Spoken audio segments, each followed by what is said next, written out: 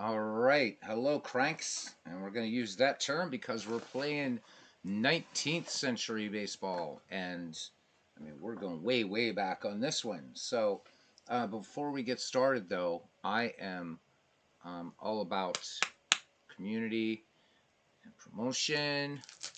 And so, guys, keep this on your calendar on Dwayne Mart's YouTube network. He actually did it was an unintended doubleheader, but it was great. Did the first two games of the 1903 World Series, so that's the first modern World Series, and it was absolutely great. Dwayne's going to be doing every World Series from 1903 to depending upon how long it's gonna take him, probably up to 2024, 2025, whatever it is. Brilliant, brilliant stuff, and just it's going to be an amazing thing to watch. And it was so fun tonight to just watch it, listen and watch Dwayne do the game. So definitely check that out. In addition to his Yankees and Braves 1961 replay, which is I think down to about 20 some games left or something. So good stuff. There's Carlos Yaz and cousin Ken Castro and Sakuni 007, first one in the park tonight, or first guys in the park tonight. All right, and Aaron Reed. Holy moly. All right, so we are going on the way, way back machine, Mr. Peabody. And the 1879 Buffalo Bisons will be facing the 1875 Boston Red Stockings. And I had to say this game because of the pitching matchup, if nothing else. Pud Galvin versus Al Spalding, and I already have the book ready. Our player of note tonight will be Al Spalding. So let's get to this, and we'll talk about these Red Stockings, about just about some different things. And so glad Ken Castro's here because we need his expertise for the 19th century. I know something about it, but not the way Cousin Ken does. So hopefully he will throw in here. So this is part of our Castro McGregor League, hence the CML. The Castro League is 19th century. The McGregor League, that's me. That one is the dead ball era. So hope you guys enjoy this. Remember that the rules were different very different in 1870s baseball. No pitcher's mound. And in fact, at this time, pitchers could still call for a low or high ball, things like that. So obviously, the game engine has to make some allowances. But nonetheless, it's still fun. It's still baseball. And I recognize a lot of names in this team, and any baseball historian should know some of these names, especially the Red Stockings, because many of them were the original Cincinnati Red Stockings. Quite a few on this team, actually. All right, so here we go. Leading off at third base, Hardy Richardson. Batting second in right field, Bill Crowley. Batting third and catching, and a hot bat lately, is John Clapp. Batting fourth at first base, Oscar Walker. Batting fifth in left field, Joe Horning. Batting sixth at second base, Chick Fulmer. Batting seventh, shortstop, Davey Force. Batting eighth in center field, Dave Egler. And pitching and batting ninth, Hall of Famer Pud Galvin. So Galvin on the season, 16 wins, 15 losses, a 5.39 earned run average. For the Boston Red Stockings, leading off at first base, Jack Manning. Batting second and pitching, yes, you heard right, second batter, Al Spalding, definitely such a great athlete he was. But we'll be talking about Spalding.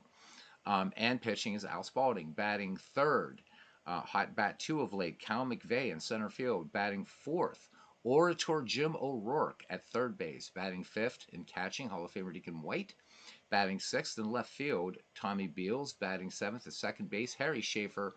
Batting eighth in right field, another giant of baseball, which the next time either these two teams meet or I do a 19th century, we're going to talk about Harry Wright. He is in right field.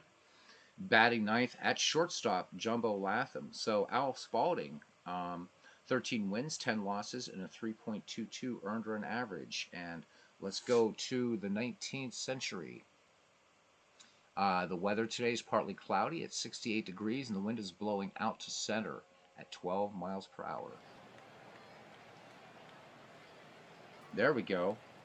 So Carlos Yaz said he's heard of Fulmer, Galvin, Spalding, and Wright. Absolutely.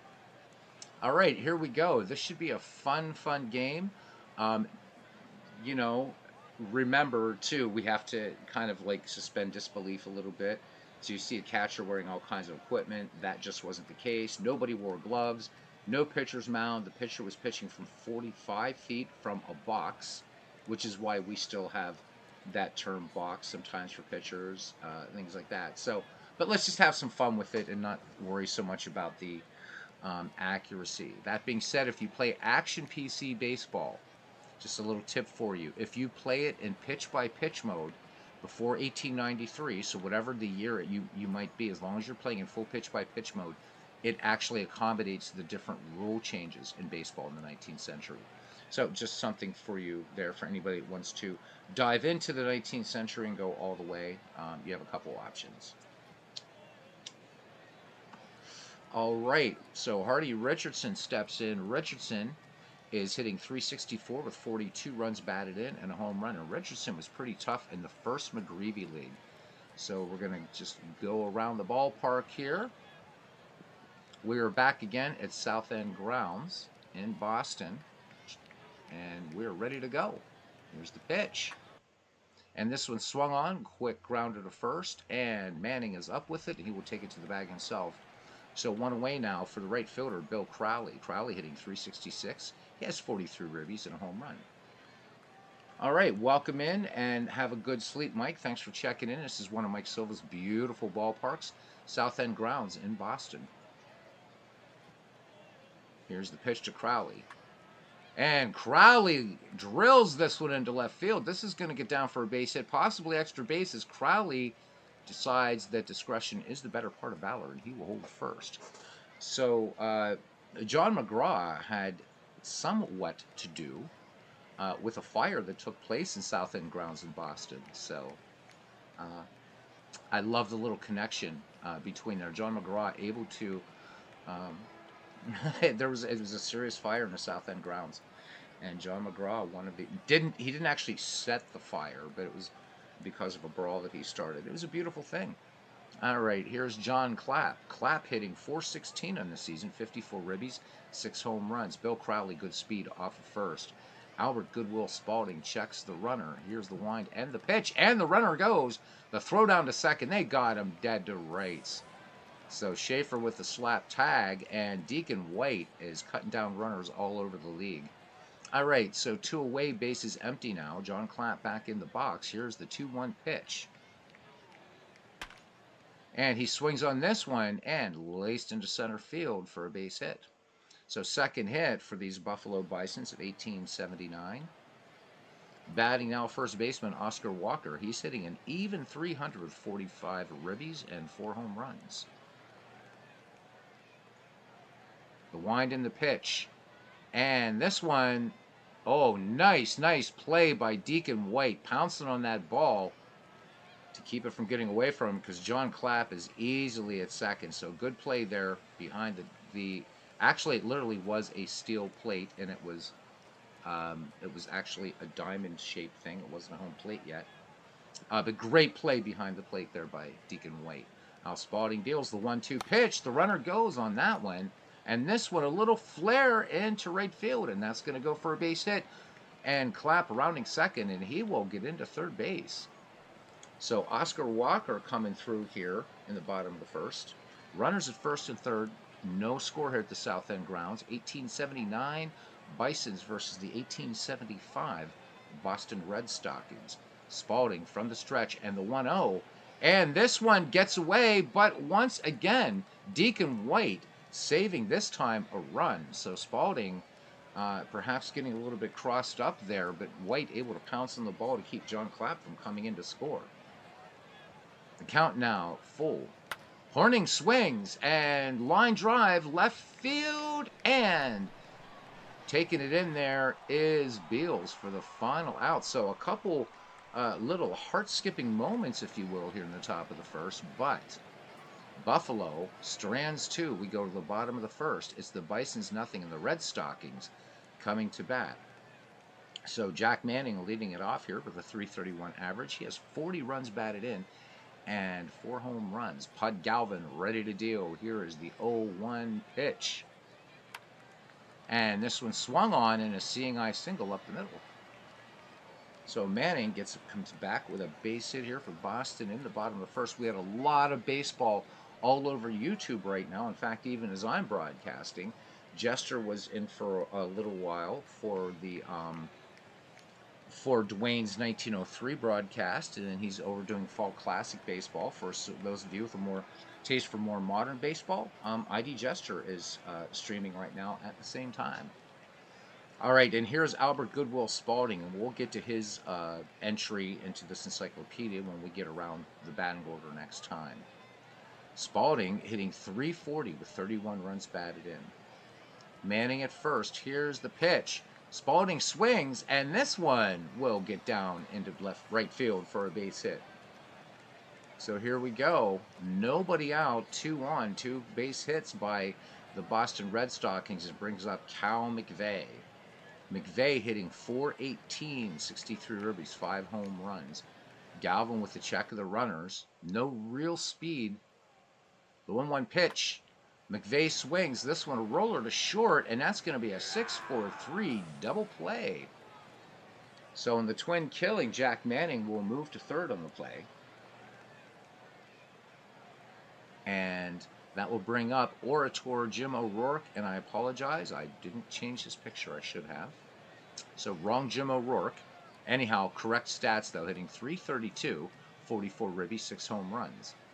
Jack Manning at third. And the payoff pitch to the Orator, and this one, fly ball center field, and measuring it up and bringing it down between his hands is Dave Egler. So the Red Stockings, strand 1 in scoring position, will go to the top of the second, and we are scoreless here at South End Grounds in Boston, Massachusetts. Chick Fulmer will lead it off, then Davey Force and Dave Egler. So Fulmer hitting .335 in the season, 32 ribbies and a home run. And there's Dwayne Martz doing that awesome job on that World Series project and his 1961 Braves and Yankees replay. Ken Castro saying Galvin, of course, with the first perfect game in history and the first to reach 300 wins. Absolutely. And when I was thinking of player of note tonight, with both of these lineups, cousin, it was really, really hard to select a player. So, but I thought just because the name Spalding, I thought it would be really, really good to feature him in this game.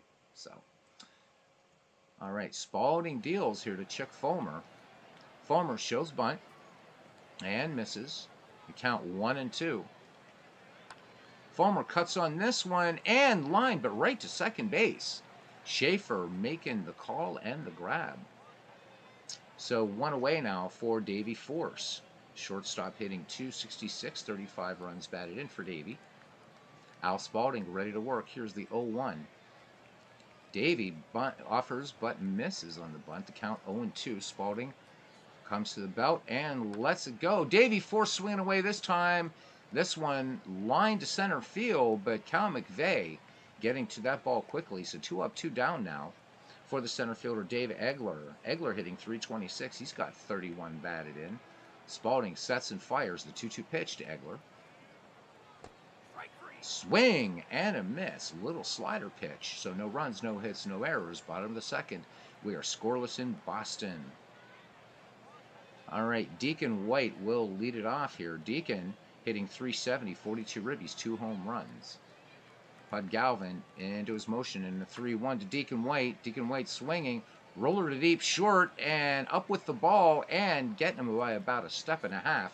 Deacon White is out. Nice play there at short by Davey Force, getting that out on the shallow grass, and getting White. So here's Tommy Beals now. The Boston left fielder, 35 ribbies, a home run. He's hitting a .299 clip. Galvin lets go. Beals in the first pitch. Bouncer to short. Much easier play this time for Davey Force. The 2 up, 2 down. Davey Force, an excellent shortstop in the 19th century. And here is Harry Schaefer. Schaefer with a .286 average, 34 ribbies, a home run. Galvin works to him now. Schaefer cuts on this one, roller to third, and that one picked up and thrown in a nice, easy motion by Hardy Richardson for out number 3. The Red Stockings go in order. We head to the top of the third. No score. And so by this time, when the game's going on, one of the purported founders of baseball, who it turns out he wasn't the father of baseball, but in other words, another did play an important part in it. Alexander Joy Cartwright is enjoying life in Hawaii, actually. So just thinking about that as Spalding, some of these guys would have known, they would have known of Alexander Joy Cartwright. So he's hanging out in Hawaii. All right, here's the 3-2 pitch now to Pud Galvin, who's hitting 233 in the air.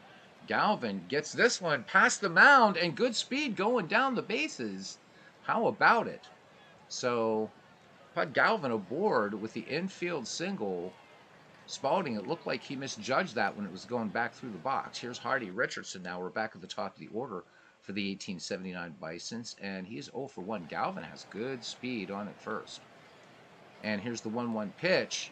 And show and bunt. Richardson fouls this one off. The count now 1-2. Richardson swings through this one. Nice sinker there by Al Spalding.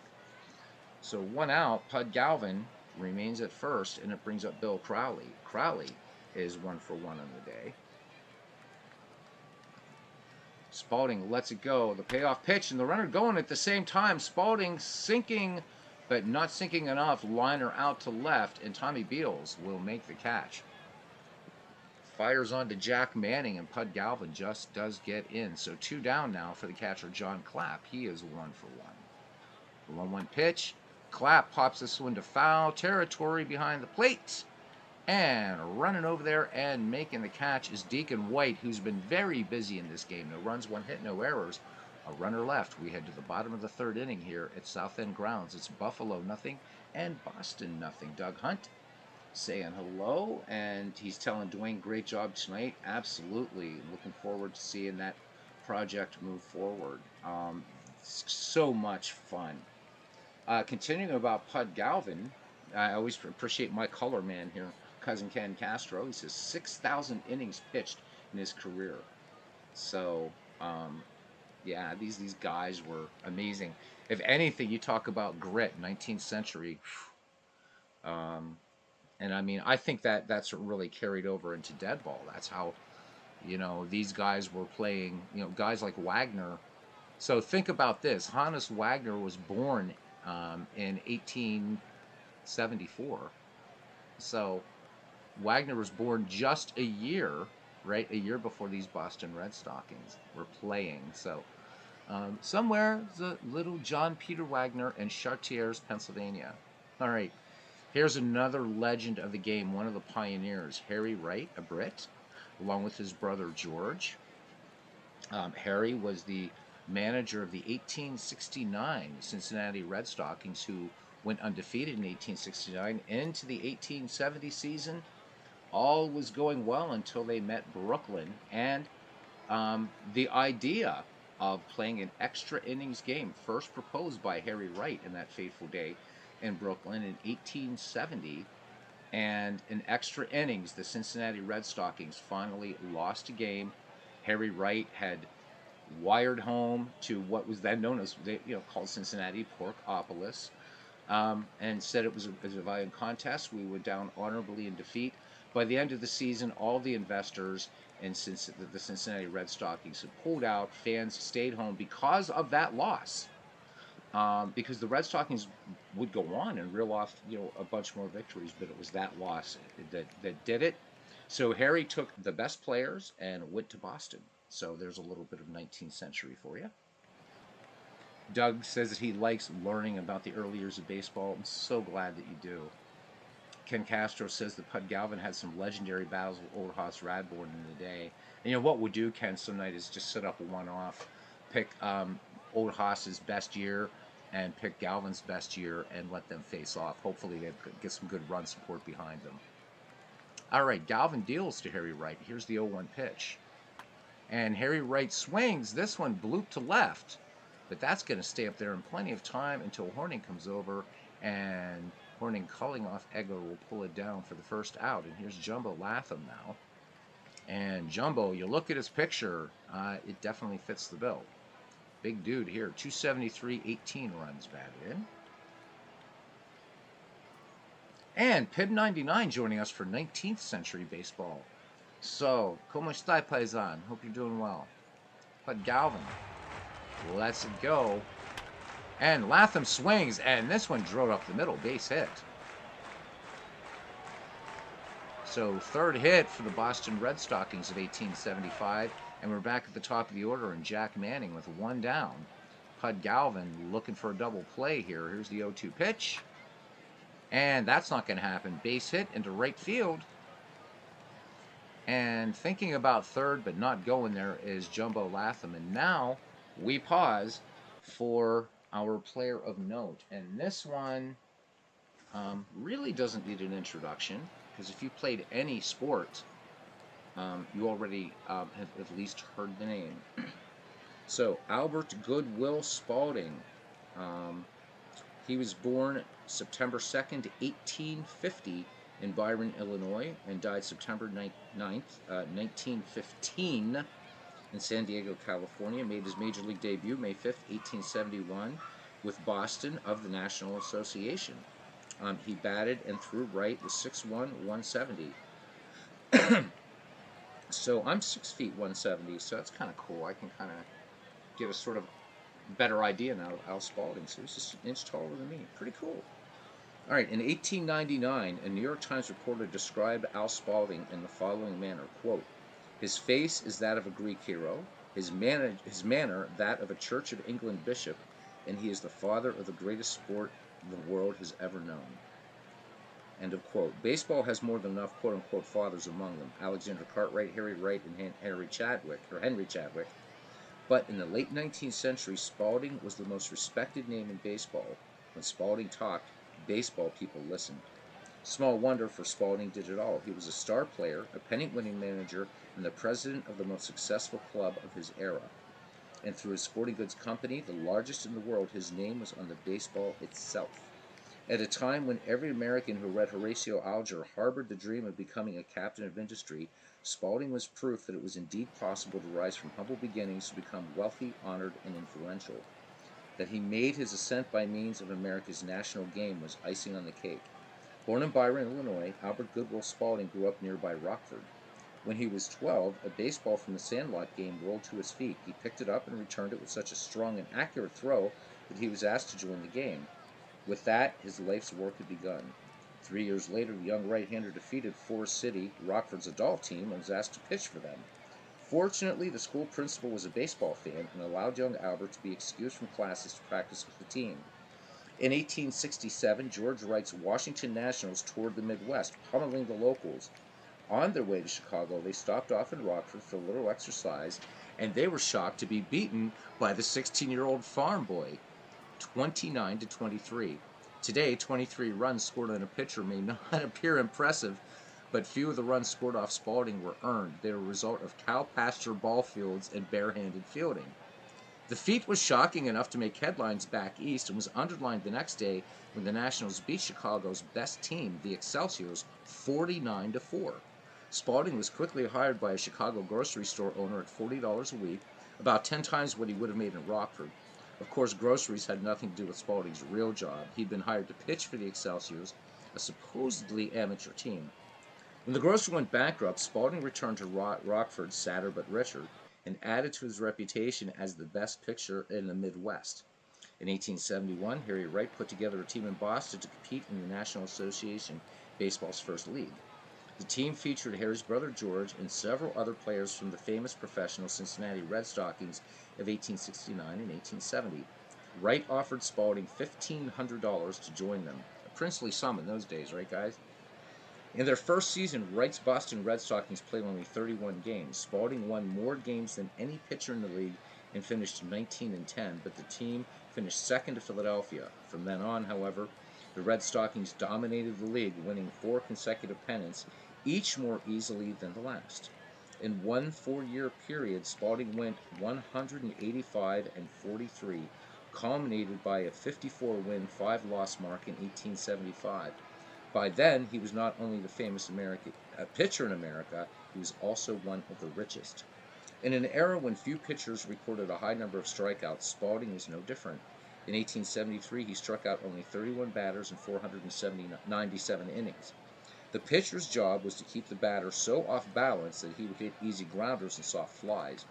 Before delivering the ball, Spalding stood facing the batter with his feet splayed like a ballet dancer. He brought the ball up to his chin in both hands, then stepped forward and fired the ball underhanded as required.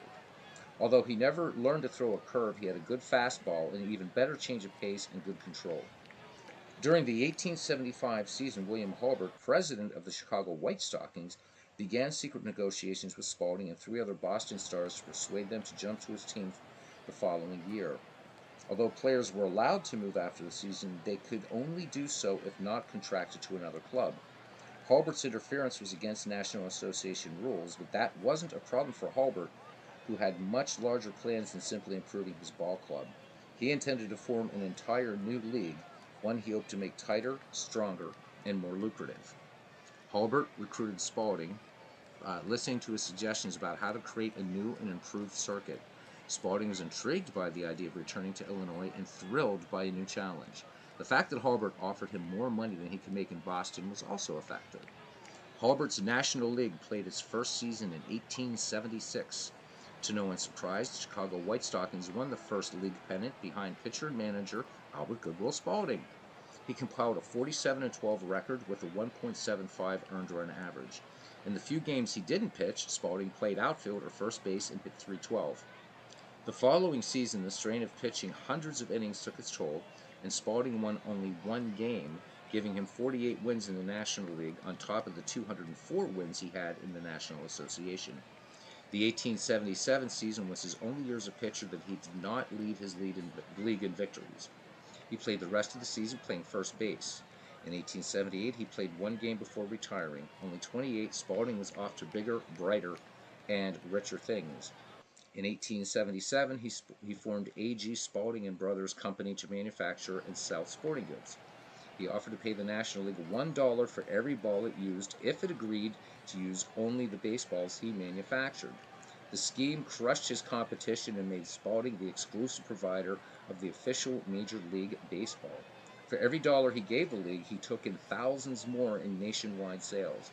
He cemented his position as an industry leader by publishing Spalding's Official Baseball Guide, an annual compendium of official league statistics and other baseball comment, which, by the way, guys, you can find all of those online. Very easy to find the Spalding's Official Baseball Guide. Anyhow, Spalding's motto was, "Everything is possible to him who dares." Spalding, obviously some bad English, but that's okay. Bad grammar, I should say. Anyhow, he proved that it was even more possible if one had an in with the National League, a measure of intelligence, and a ruthless desire to crush the competition. Within a few years, Spalding had a virtual monopoly of the sporting good industry. While other former players, notably Al Reach and George Wright, started their own sporting goods companies, they were eventually swallowed up by Spalding. It is worth noting that, starting in 1901, the new American League used a Reach baseball, while the National League continued to use the Spalding. But by then, Spalding owned Reach's company. All the baseballs in both leagues were manufactured in the same factory and simply had different names stamped on the horsehide. Spalding had a keen eye for promotion. While still in Boston, he helped Harry Wright organize a baseball exhibition trip to England to convince the British to abandon cricket in favor of baseball. The Brits didn't agree, but Spalding still thought it was a good idea. In 1888, he organized a 2-team tour to 14 countries to introduce the game to anyone they found. He sold little equipment, but did return with some smashing pyramids of ball players climbing the pyramids. In 1882, Spalding became president of the Chicago White Stockings, his old team. They won the pennant, their third in a row, and also took flags in 1885 and 1886. When the players revolted against the arbitrary rule of the team owners in 1890 and formed the Players' League, Spalding became head of the National League's War Committee. Although the Players' League managed to convince most of the National League stars to join the new league, and Players' League games outdrew those of the National League, Spalding was determined to fight the upstart organization head-on. He scheduled games in the same dates in cities where both leagues operated, cajoled and bribed players into returning to the National League, initiated lawsuits, gained the support of the press by threatening to withdraw advertising, found players for teams, and convinced the upstart league's investors that he would never quit. The National League actually lost more money than its competitor, but the newcomers gave up and collapsed after a single season. Following the 1891 season, Spalding let others run the White Stockings, although he retained his financial interest. A few years later, a block of owners tried to turn baseball into a monopoly through interlocking ownership. Spalding led the opposition, and eventually the drastic plan was defeated. On a larger canvas, he helped organize the Chicago's World Fair in 1893 and was U.S. Commissioner to the Olympic Games in 1901, for which he received the French Legion of Honor. In 1910, he ran and lost in a campaign for a seat in the Senate representing California. Spalding always maintained that baseball was American in origin, whereas the famous writer Henry Chadwick, who edited Spalding's guide, insisted that the game was descended from the English game of rounders. In 1905, Spalding put together a blue ribbon panel consisting of men who already agreed with him to investigate the origins of baseball. He produced a letter from an old man in Denver who claimed to have been president in Cooperstown, New York, in 1839 when Abner Doubleday spontaneously invented the game. With that, Doubleday, who became a Civil War hero, was crowned as the inventor of the national pastime. Research has since shown that Doubleday had no more invented baseball than he did the bass drum. But Spalding had successfully convinced the public that baseball was native to America. He died in 1915, never knowing that Chadwick was right, that a Hall of Fame would be established in Cooperstown, or that in 1939 he would be elected to it. So there you go, guys. I know that was a much, much longer read than usual, but for one of the pioneers of baseball, well-deserved, Albert Goodwill Spalding. And Ken Castro, he says, I think Spalding can be considered a dick in many ways. His contribution to the game cannot be disputed. Absolutely. Absolutely, yeah. William Hulbert was interested. It'd be fun to just do something, showing some picture of these guys, talking about them, doing some read-ups in the 19th century. I think it'd be a blast. Thank you, Cuz, for that. Excellent. He says, Ambassadors and Pinstripes, the Spalding World Baseball Tour, and the birth of the American Empire. Love that. All right, here we go. I'm just taking. Wait, I'm not a long-haired, pencil-thin musician? Well, you know, 6'170", that's pretty normal. But actually, yeah, back in the day, I was like 6 foot and 135, 140. So yeah. So I play keys now mostly, and so it's a little bit different than when I was just a front man. Now I do both, and so yeah. When you're playing progressive rock and stuff like that, you gotta kind of sit at the keys. It's a little better that way. Just taking the mick. All right, here's Al Spalding. Here's the 0-1 delivery to Spalding.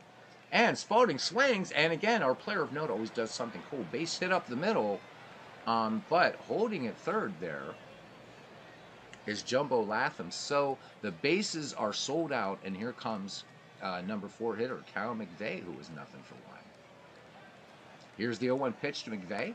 And McVeigh swings, and he scorches this one to left field. This will get down for a base hit, and a run will score. So the Boston Red Stockings in the bottom of the third take a 1-0 lead. Base is still sold out for Orator Jim O'Rourke, somebody else we need to feature at some point. Here's the 1-2 pitch from Pud Galvin. O'Rourke is hit by the pitch, and a run comes in. So now it is 2-0. The bases are still jammed. You got to think that one got away from Pud. All right, here's Deacon White, nothing for one. Payoff pitch.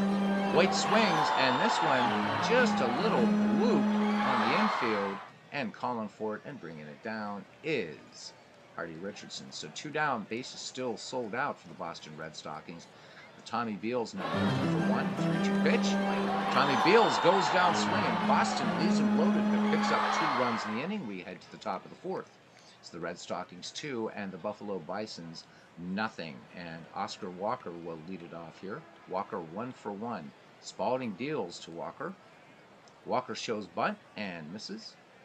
The count 3-2. Walker swings, and I mean, he drills this one all the way to the wall at South End grounds. Let's see, and he is going to hold at second. All right, so Oscar Walker now with the first extra base hit in this game. So the Buffalo Bisons threatening to cut this lead in half with a runner in scoring position, and Left fielder Joe Horning stepping into the box now. 0 for 1. Spalding looks in, delivers. Horning swings, and this is going to be a base hit into center field.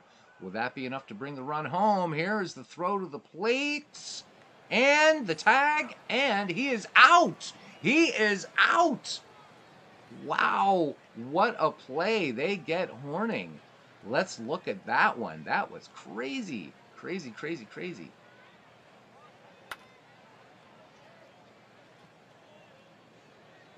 So Deacon White doing his job behind the plate, and obviously, boom, yeah, really close play. But they get him. All right, so one away, runner on scoring position, still at second. Now it's Joe Horning. And here's Chick Fulmer, nothing for 1. The 1-1 pitch. Fulmer swings, and this one a little blooper into left field. Will that be enough to score? Oh, they're going to go to second, and they got him. Oh, my. Can you believe it? Chick Fulmer gets a little bit greedy, and he gets gunned down at second, but Joe Horning does score. So that's a lot of fun. Let's have a look at that one again.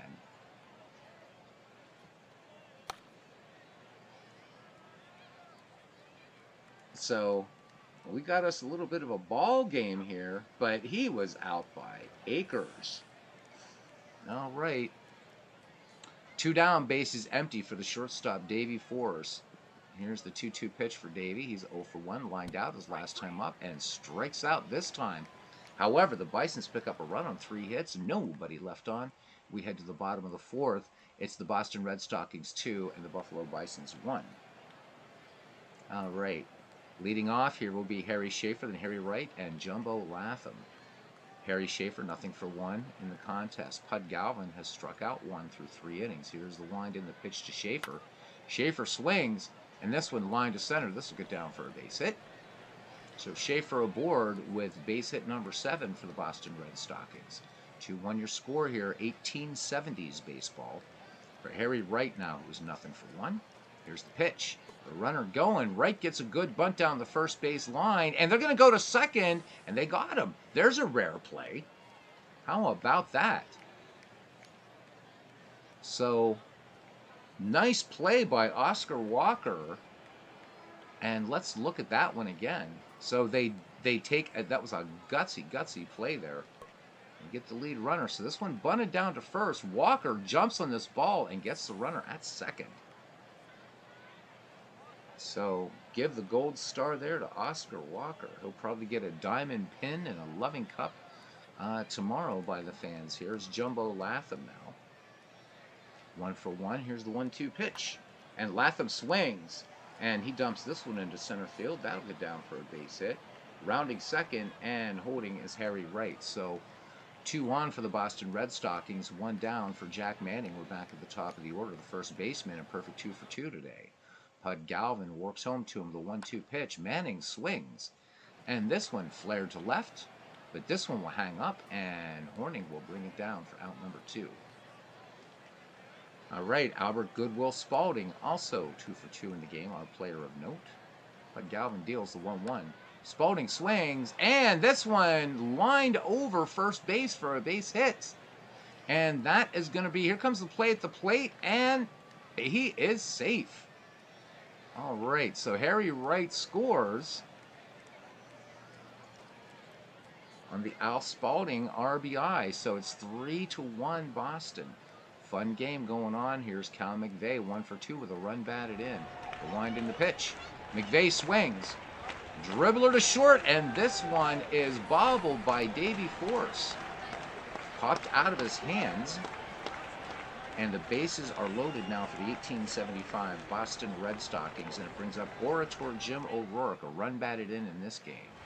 The 2-0 pitch. O'Rourke was hit last time, and this one, a bouncer off the fence in left field. I mean, it hit it on the line, and O'Rourke, 2 are going to score, possibly 3. O'Rourke is going for 3. 3 runs come in for Boston. Oh my, oh my, oh my.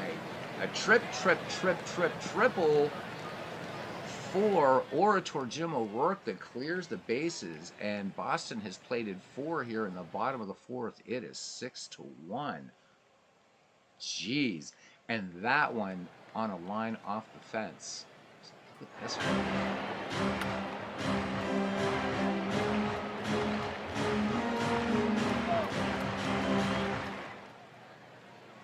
And that's one of the weird things sometimes will happen with the Super Stats instant replay, but it's cool.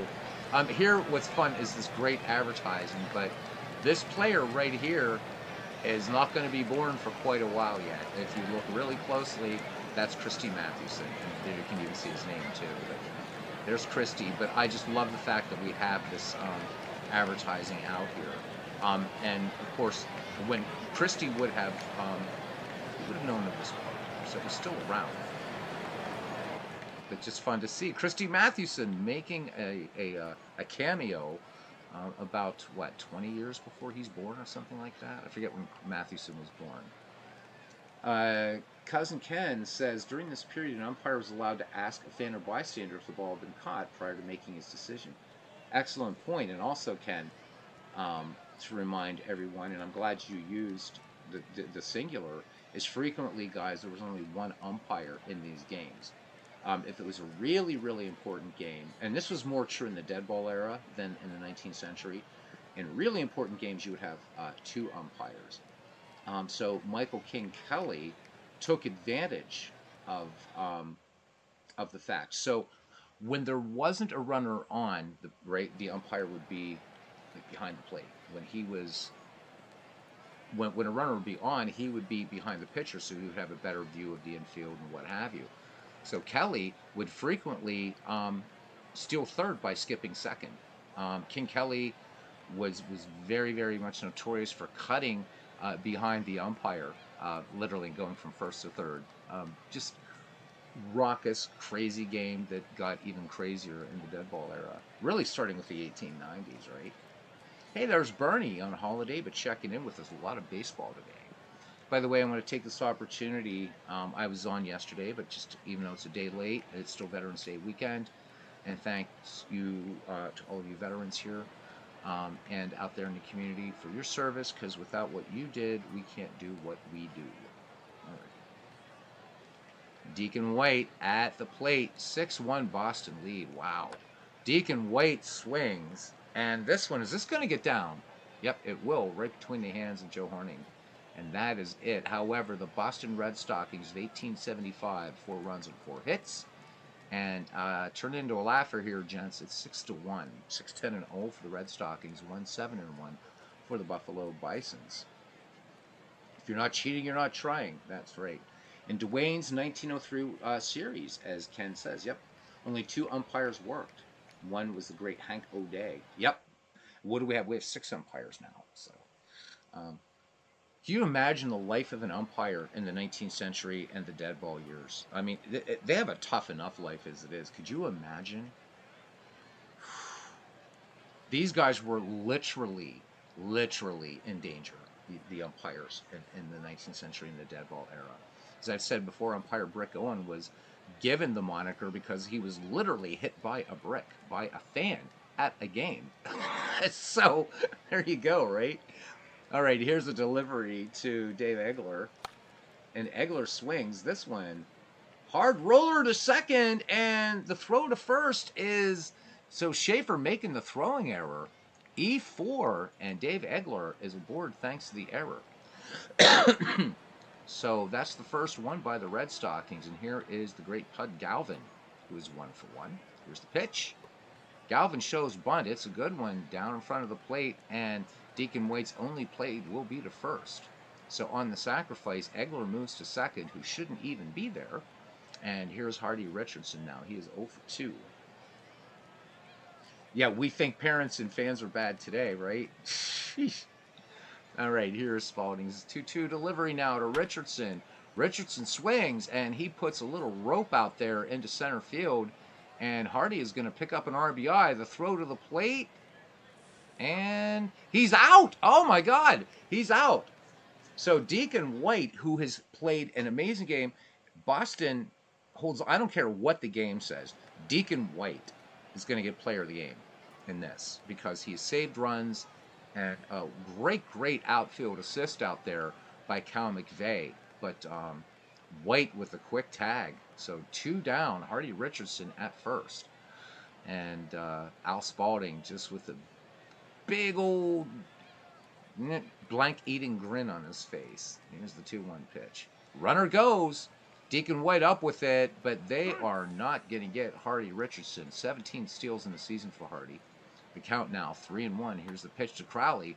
Crowley sends this to deep to short. The throw across the diamond is going to be close. They get him by a half step.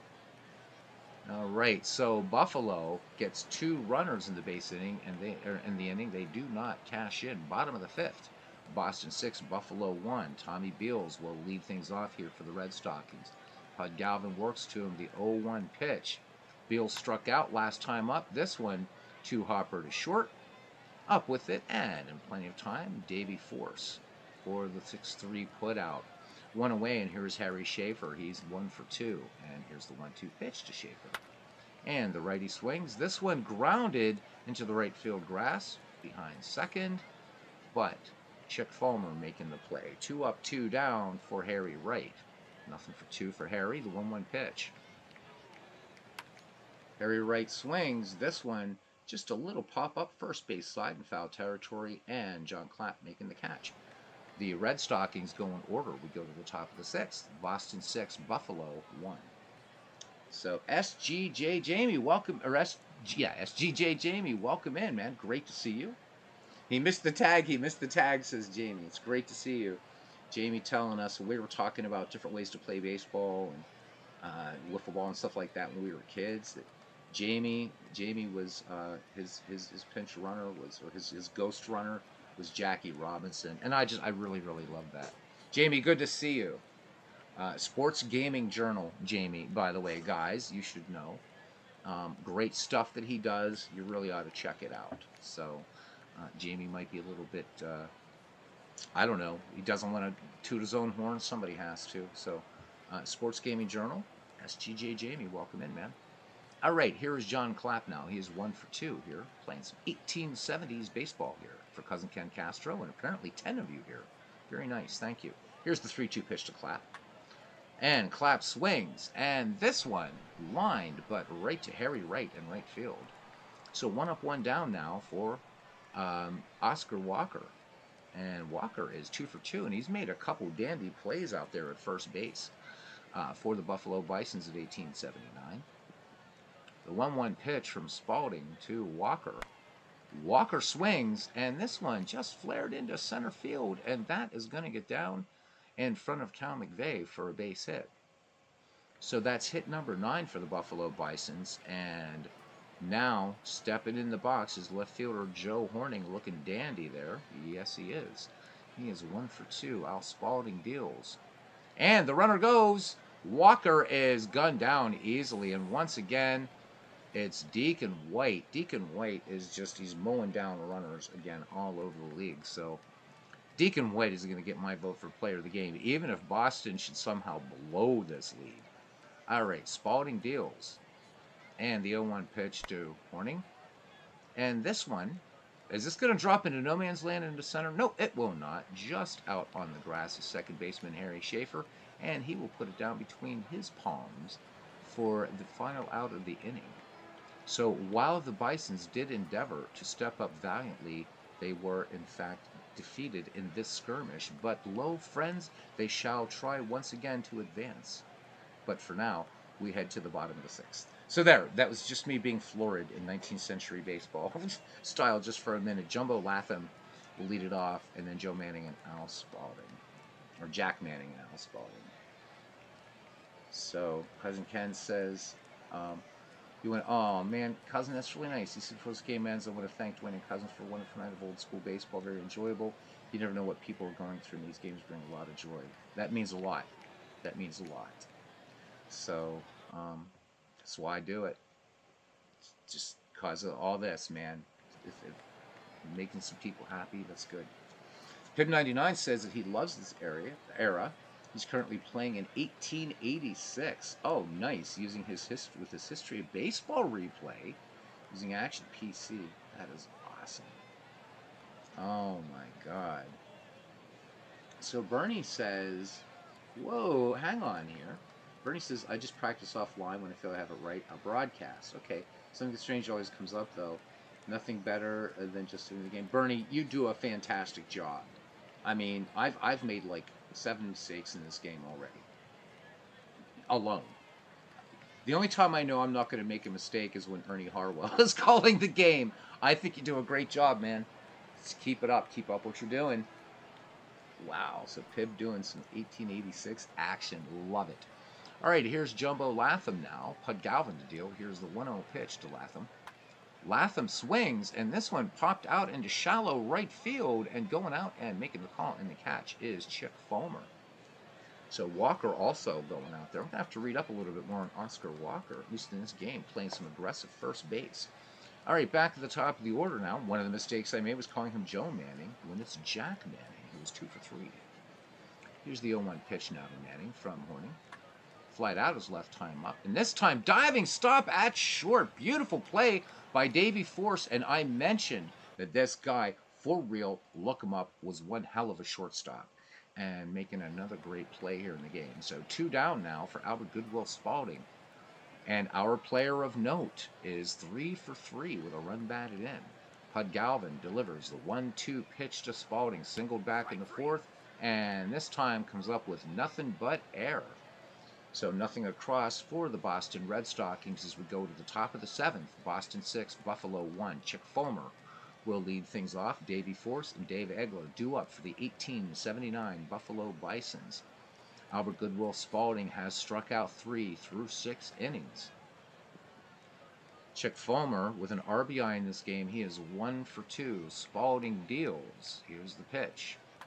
Fulmer swings. And sinking fly ball to right, ranging toward the foul line is Harry Wright, and he will make the catch. In front of, I can't quite see what that is, that sign. So let me see. Yep. Love the advertising here. And again, Christy Mathewson making a cameo appearance decades before he was, well, about a decade before he was born. Al Spalding now to deal with Davey Force. Payoff pitch to Force, who is hitless in this game. And Force a little bloop out into center field. This will hang up with the wind blowing out to center. And Cal McVeigh making a nice play angling under that ball. 2 up, 2 down now for Dave Egler. The center fielder, nothing for 2. Al Spalding sets and deals the 2-2 pitch. He reached in an error his last time up. And this time, this one is just going to be a little lazy fly ball to right field. 3 up, 3 down. We head to the bottom of the 7th inning. And it's the 1875 Red Stockings 6, the 1879 Bisons 1. Some Sunday night baseball here. So it'd be really fun to kind of christen Sunday nights for some just old-time baseball, old-time baseball. So we had 1903, the beginning. Once again, there's 8 of you in here now. So, and hopefully more will come later or listen after. So Dwayne Martz has started his World Series project, and he is starting in 1903. Every modern World Series, of course, excluding 1904, 1994, could take the next couple years to do it. Dwayne said he wants to take his time with it. Going to be a community effort. Did the first 2 games of the 1903 series tonight, and it was a lot of fun, and I felt really honored and privileged that Dwayne asked me to kind of come on and make a few comments here and there, which was fun on the mic. But guys, you got to check out. It's going to be an ambitious project, almost a history of baseball in its own way. So hopefully, we wish Dwayne, man, he's got the whole community behind him. So Dwayne, you did a fantastic job tonight, and it's just going to keep. His cousin said by the time you get to 1950, you're going to be reeling these guys. Man, you are. You're going to be like. You're going to be up there like Red Barber and Ernie Harwell and Vin Scully. Sheesh. And you did a great job tonight, bud. Seriously. All right, back to game action here. Cal McVeigh 1 for 3 with a run batted in. 6-1 Boston lead here in the bottom of the 7th. The 0-2 pitch to McVeigh. And McVeigh sends this one. That's going to be another single for Cal McVeigh as it gets out there into shallow center and coming in and getting to the ball is Joe Horning. So McVeigh on first with decent speed, and here is Jim O'Rourke. O'Rourke is 1 for 2 with 4 runs batted in, and he had that big bases clearing triple back in the 4th. Pud Galvin deals. And O'Rourke this time dumps this one toward left, but that's going to hang up there as Horning makes the grab, calling off Dave Egler. So getting back to first is Cal McVeigh, and in the box now is the man who's going to get my vote for player of the game, catcher Deacon White. Even though he's 0 for 3, pounced on some errant pitches, a couple great tags at home. Deacon White's been awesome behind the plate, so we'll at least give him defensive player of the game. The 2-0 pitch to White, and White swings, and this one a sinking liner into center field. There we go. Now he gets a hit. All right. So McVeigh at second now, White at first, 1 down for the left fielder Tommy Beals, 0 for 3. Galvin deals, Beals swings, and this one roller to short and taking it to the bag himself, and then throwing on to first, getting the double play. Do they get the double play? They do. Oh my God, Davey Force tags out the runner and fires onto first and gets it. We got to watch that again. That was fun. There's been some fun plays in this game. Watch Davey Force at short. So goes to second, and then boom, plenty of time. Love it. Love when that happens. Good job there, Davey Force. I love when shortstops can make that play, right? You don't see it a lot, that kind of double play thing, but when it's not super rare, but I just love when everything just kind of comes together and the shortstop steps in the bag and fires to first and able to turn the 6-3 double play. Love it. All right, top of the 8th, and here's Pud Galvin. So the Buffalo Bisons need to get to work here. Al Spalding deals here in the top of the 8th. Galvin shows bunt. The count 3-0 now. And this one inside. Spalding giving up the free pass, and Pud Galvin is aboard. Bernie Strom says, Dwayne, when you get the 1912, 1915, 1916, and 1918 World Series, he says he'd love to help by adding Red Sox color. There you go. See that? That is community. Pib99 says about his project, he says, yep, National League and American Association. It's been slow going, but he started in 1876, and he's plugging away, trying to pick up the pace this winter. Awesome stuff. History of baseball in Action PC. And Pib saying he loves the 19th century. Awesome.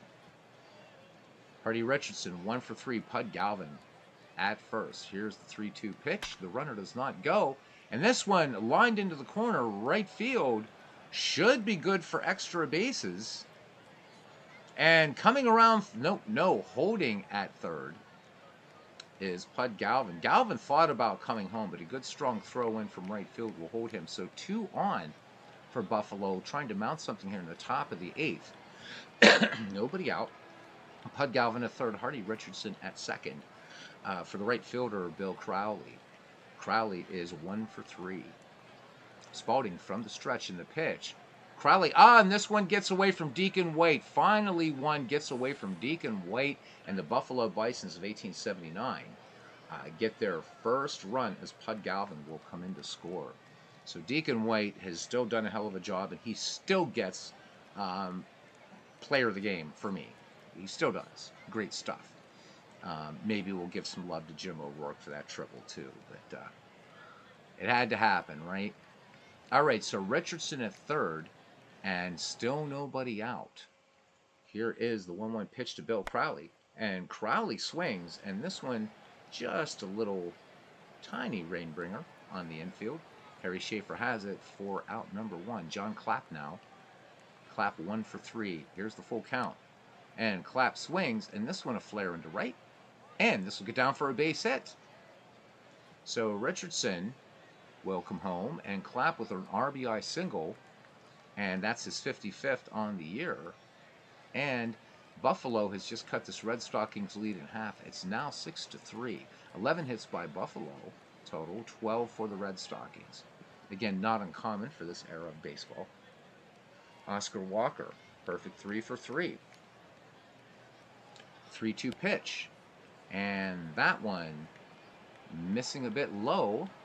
So 2-0 board now, and things starting to look a little rosier here for the Buffalo 9, as Joe Horning will have a go here. Horning 1 for 3. Here's the pitch. Horning swings, base hit, right field. And that's going to load him up. So the Buffalo Bisons now will bring in a pitch hitter, and this will be Jack Rowe. So Jack hitting .291 with 32 runs batted in. He's had 158 bats in this season. John Clapp at third. Oscar Walker at second. Joe Horning at first. A lot of speed on the base paths for the 1879 Bisons.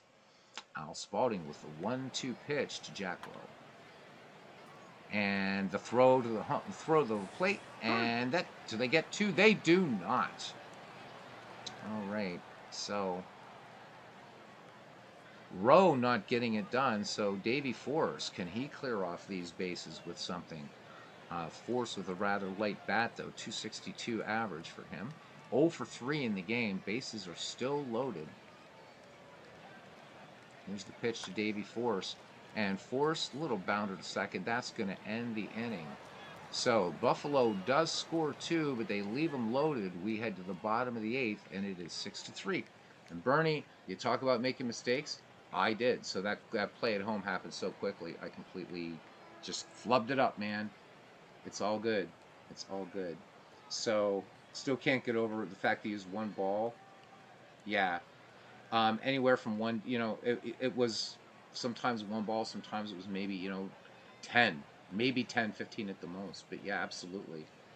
And after our read on Albert Goodwill Spalding, you would think that he would have loved to have seen more baseballs used, because he would pay the league $1, and of course that was more baseballs. But yeah, it is hard to believe a ball gets a little tiny scuff or something, or a pitcher can just say, "I want a new ball." They never said that back in these days, that's for sure. Steve Libby will be playing second base here for the Buffalo Bisons. So that is the only defensive change that I can see. Yep. All right. So Harry Schaefer, Harry Wright, and Jumbo Latham do up for the Red Stockings here in the bottom of the 8th. Pud Galvin ready to deal. Here's the line and the pitch to Harry Schaefer. Schaefer swings, and this one grounded deep to second. But Libby takes it on a nice hop, and that will be out number 1. Schaefer's retired, and here's Harry Wright. Nothing for 3. The 3-1 delivery to Harry popped out his last time up, and this time he will look at ball 4 inside. Jumbo Latham now. Harry Wright, no real speed at first. Latham in the game, 2 for 3. The 0-1 pitch. Latham swings. This one a little dribbler to short, and Latham is going to have himself an infield hit. So here we go. Boston now at lucky number 13 in terms of hits, and back at the top of the order.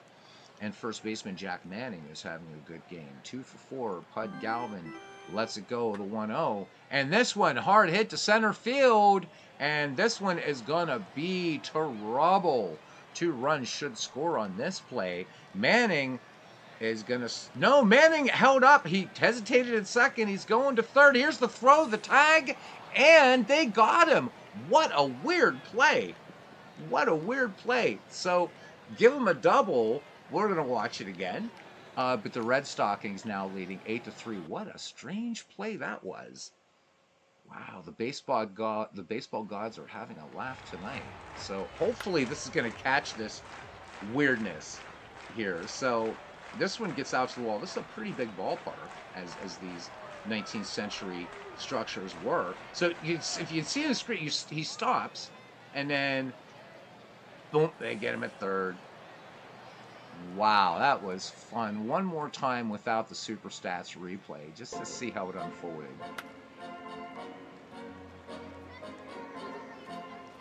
So Manning, right, you're going to see him. There's rounding second, right? And then he stops, and he's like, okay, I'm going to go. And then, bam, you're dead. I don't know, close play at third, but that was fun.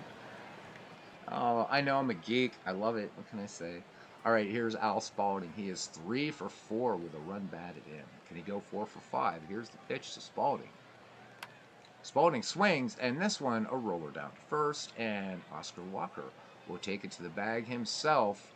It's been an entertaining one, I guess, as we go to the top of the ninth, and the Buffalo Bisons need 5 to tie. Can they do it?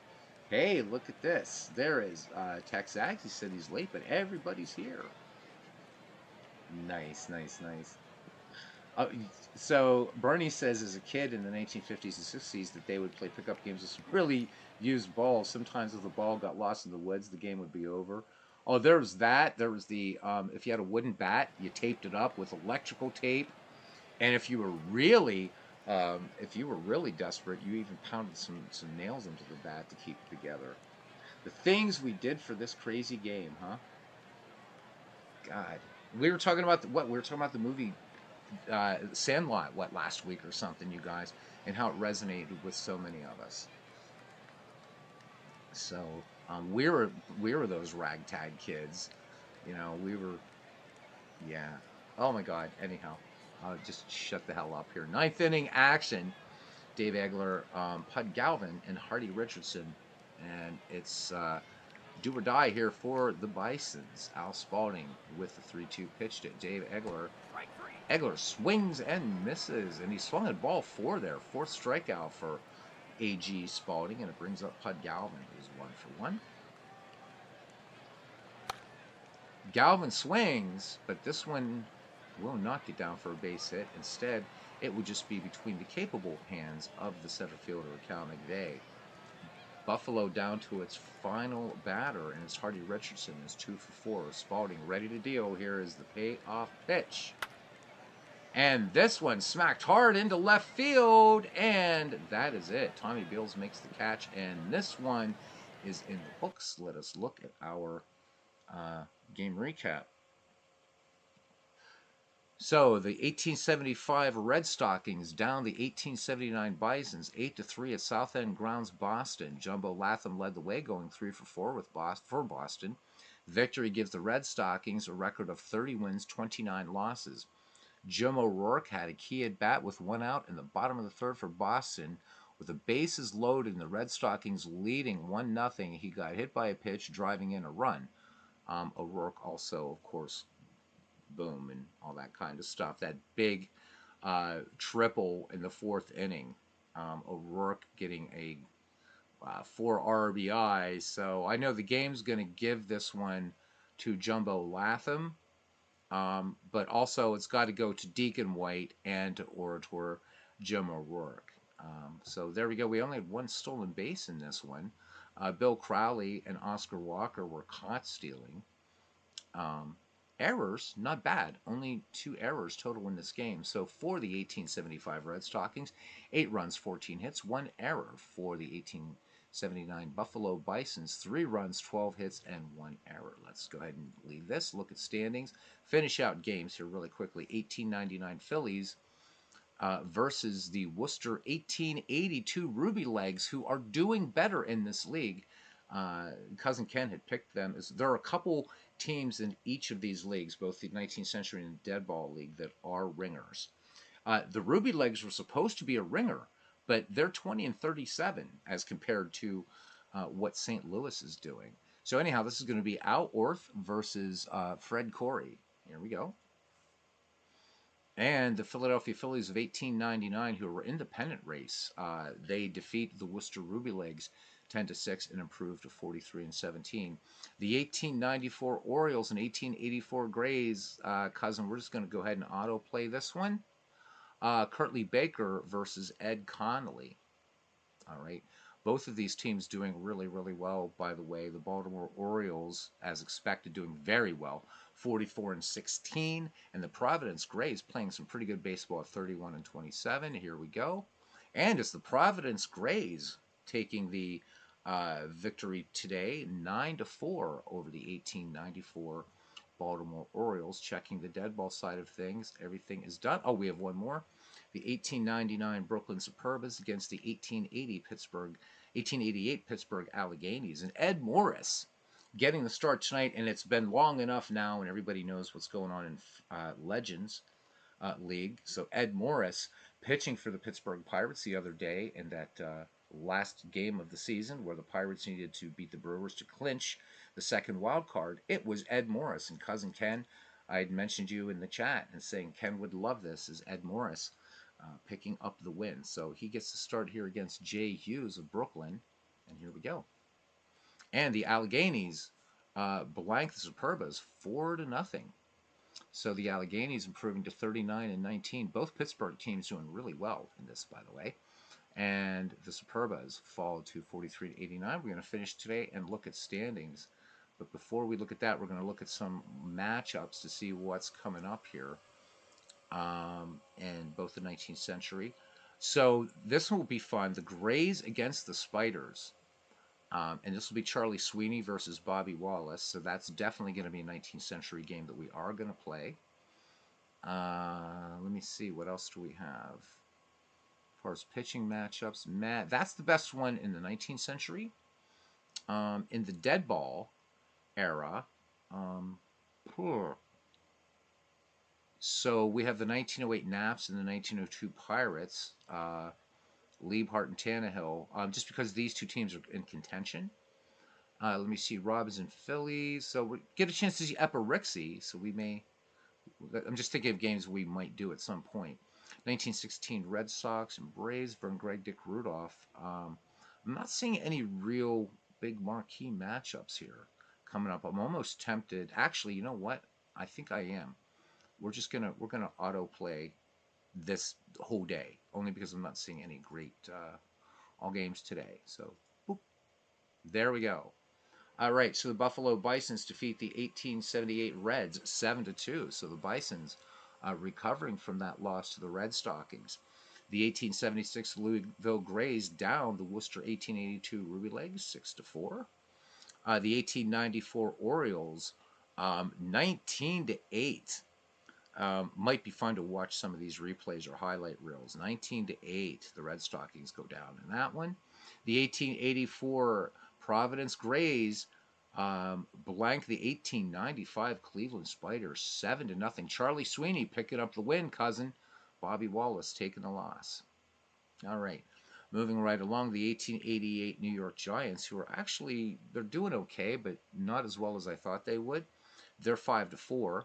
They defeated a tough Brooklyn Superbas team 5-4, and Gil Hatfield getting a home run for the Giants in that game. The 1887 Detroit Wolverines defeat the 1885 Chicago White Stockings 6-3, and then the 1899 Philadelphia Phillies defeat the Pittsburgh 1888 Alleghenies 7-3. So this is before the Lou Bierbauer incident, when the Alleghenies would become the Pittsburgh Pirates. Now, on to the dead ball side of things. The 1910 Athletics defeat the 1918 New York Yankees 8-6. So Jack Holmes gets the win there. The 1902 Pirates continuing their winning ways, defeating the 1908 Cleveland Naps 5-1.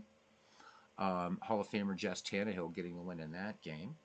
The 1916 Brooklyn Robins 8-4 over the 1915 Phillies. So Possum Witta with a home run for the Phillies. So the Phillies losing a little ground. They're right now second place behind the 1902 Pirates. The 1914 Miracle Braves 4-3 over the 1916 Red Sox. So the Battle of Beantown. This one goes to the Braves. No home runs. Rudolph getting the win in that game. All right. So moving on, Dick Rudolph, by the way. All right.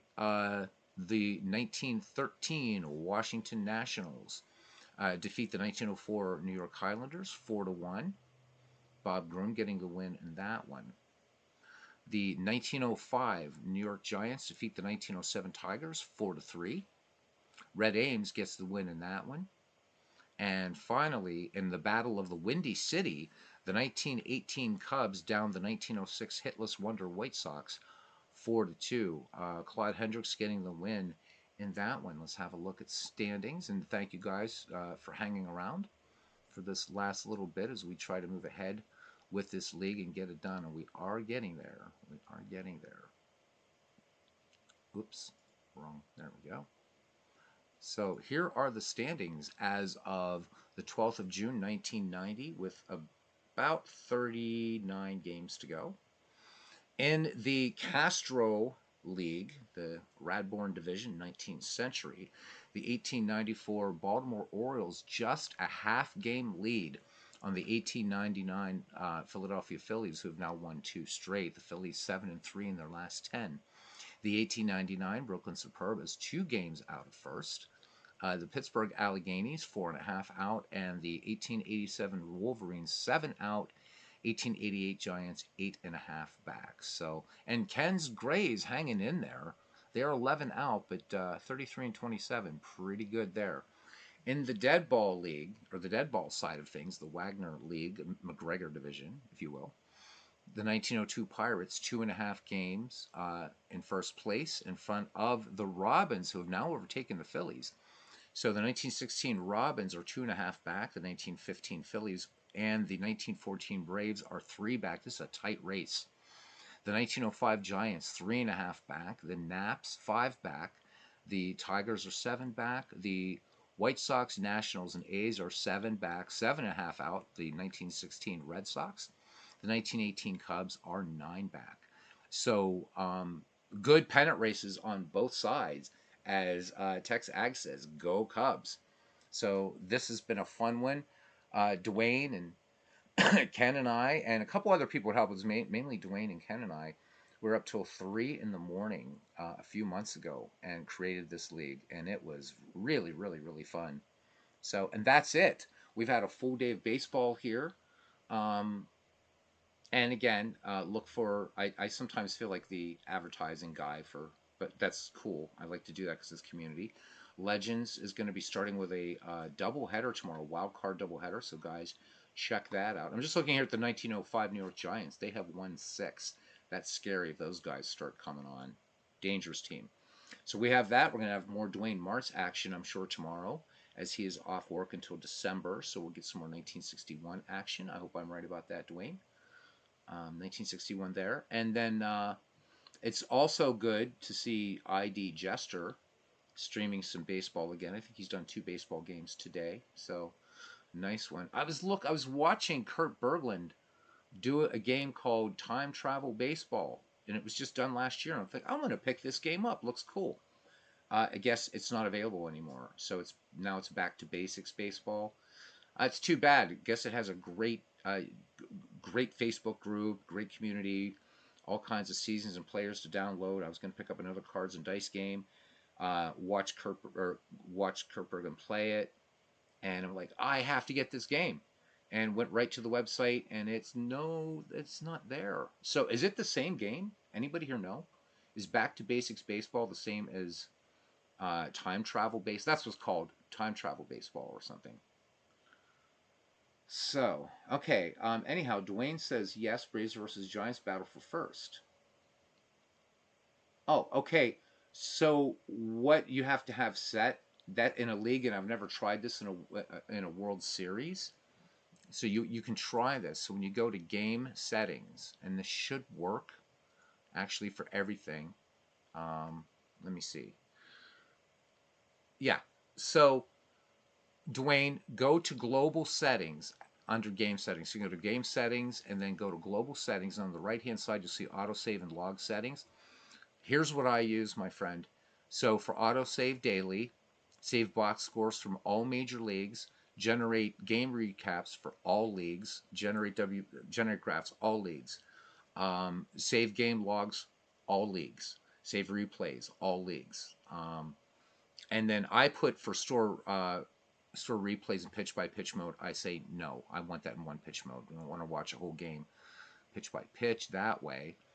Generate game highlights, again, all leagues. 3D movements, all leagues. Keep news logs for everyone. Keep injury logs, all. And I put none for keep transaction logs because I tend to, and I see you just popped on to Out of the Park 24, so maybe I'll wait till you get those set up. So basically, you want everything done daily and all. So that way, if I would get back, we could look at any of these games. If I wanted to get back a month or so when Tim Keefe had the perfect game, which we didn't get to see, we would be able to see the Tim Keefe thing, the Tim Keefe perfect game. So Ken is putting this in here. Let me see. I swear to God, I did not see this. Ken. All right, I'm buying it. Thank you. Um, yeah. Holy moly, there's a lot of. Oh, I'm buying this. This is like just two. Like, you play with just two D6s. So, and apparently, Ken Castro, always my hero. I'm buying that bad boy. All right, yeah, Dwayne, do check that out and set everything up there. And just to show you really, really quickly, and anybody wants to leave, yeah, you know, we're not going to do much of anything. If we go back, that's the beautiful thing about that. If we go back and if we find like this 2-1 game here, we could watch this entire game. And Bernie and Dwayne, this might be something. Anybody that broadcasts with Out of the Park baseball, this would be one of those things where you already know the winner firsthand, and so maybe, and I might even try this sometime to tart up the old broadcast, actually do the game, build up and say, well, you know, we're going to the bottom of the ninth. The Spiders down 2-1. Can they get to the Grays, one of the best teams in 19th century baseball? And you can just go to a highlight reel. We'll just do that just for an example. You click that, and when you go into it, and give it a second here. So again, the replay would be the entire game. So there we are. So what this is going to do, oh, what a nice looking ballpark. What this is going to do, you're not going to see any stats up here in the field or anything like that, ratings. This is just to watch just pivotal points in the game. So we just click continue, gives you. Now, if you do switch to that, as you can see how quickly that goes, you might want to slow down the play-by-play just because it shows you the situation, or just scroll back up and you can see it gives you the score. Right now, it's top of the second, 2 outs. Cy Young is pitching.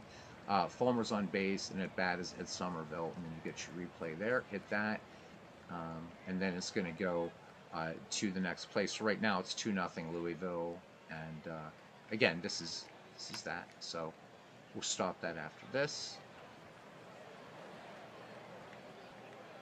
And I mean, these games, it's not like they take up this huge amount of space. All right. But if we wanted to, we'll just pick a replay here just for shits and giggles. Let's do this one. Okay. So it's going to show you everything here. Now, for this, what's nice about game replays is you can set up all your settings here if you're replaying a complete game for your initial camera views and stuff like that. Okay, so that's what's really, really nice, and you can save replays and what have you. So I could pick like the above third base side for initial camera view and this, and leave this for overview. Okay, anything I want. Set the volume, your play-by-play options, its size, speed, the play-by, all of that. So this is nice for doing a game replay, and when I hit start replay, it's going to play the game. And again, it's not going to show you stats or anything like that, but you could just call this game. In fact, if you really want to do it, just stop the pause between at bats, and now you can do it legend style. It's just going to keep going. Yeah, you could do a highlight reel at the end of each series. There we go. So no need to press continue there. Line out to Irwin. The thing is, this moves quickly, right? Now, at least there. Say it'll just advance on its own. And we could just let this game play just play a game while we're having a little baseball chin wag. It'll say hit any key or click any mouse button to continue, and you can, or it will just advance. But we'll just do that. I don't know why the pitchers are walking around there. So there's a nice little out of the park trick for folks if you want it. All right.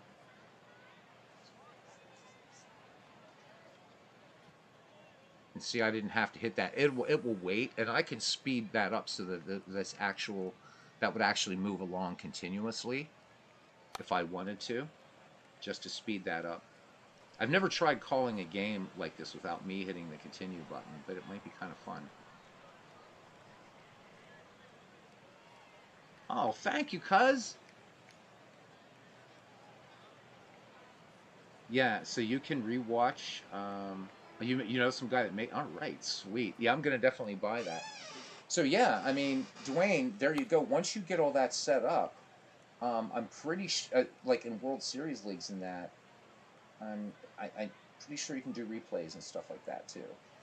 Because there's a little weird thing in out of the park baseball that if you were playing a World Series and then you go and load up another game after, then you go back to the World Series, it gives you the kind of like league looking screen as opposed to the World Series looking screen. And that was a little glitch I found in out of the park baseball. That's actually a good one that I hope they don't fix.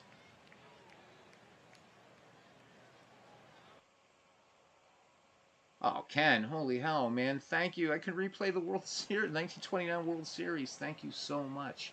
Yeah, I'm buying this game as soon as this is over. Just wanted to talk for a few more minutes here with you guys, just about whatever one, because I don't start work until, what, 13 hours from now. So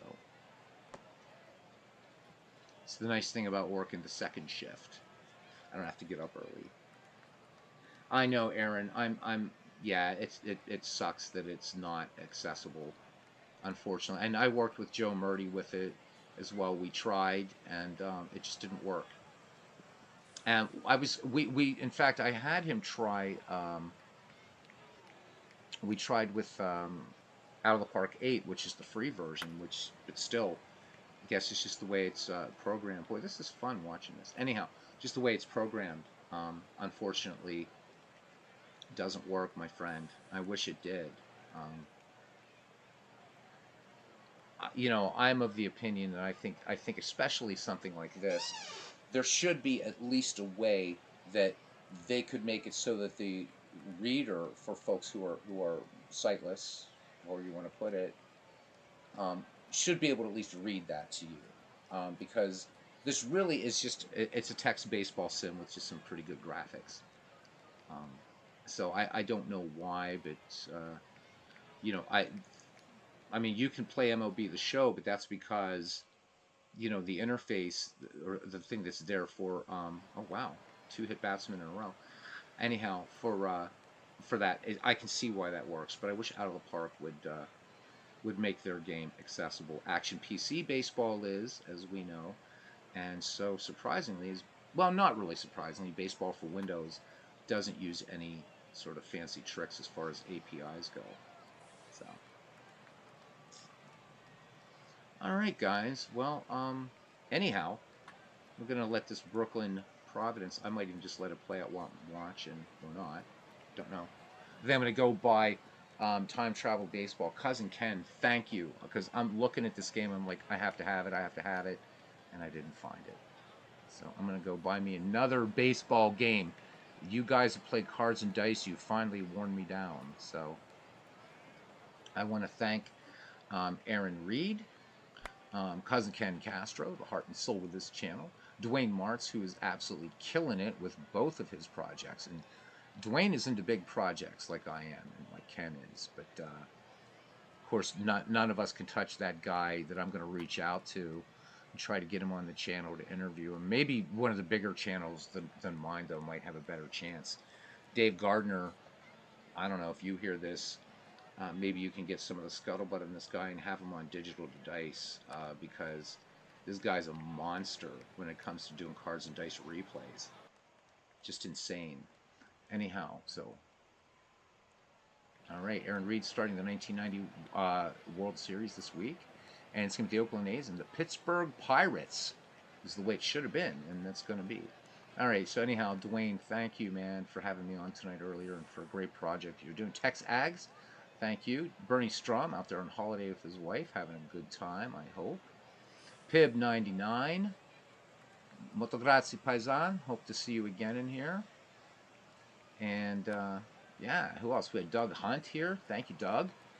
Doug, another Bucko fan, or at least cheers for the Buccos when they're around. Mike Silva came in right before his snoozins. Cooney 007 here for a very, very short time, and was first in the ballpark.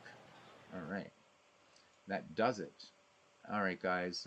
Until the next time, I will see you around the ballpark and around the batting cage. And oh, look at that. Did they get him? Yep. Anyhow, Barney Gillen is back standing up. I'll see you guys. And Cousin Ken this week, before you run. I'm going to at least put up the rosters or export the rosters for Out of the Park Baseball for the Bats League, but so you'll at least get to see them and everything. But I'm going to be reinstalling Out of the Park 23 on here just to get the rosters in there for you until you get Out of the Park 24, and that should go on sale Black Friday. So usually does every year for $6. So, but either way, I do want to thank you for the the PDF for the Bats roster. All right, guys. Good night.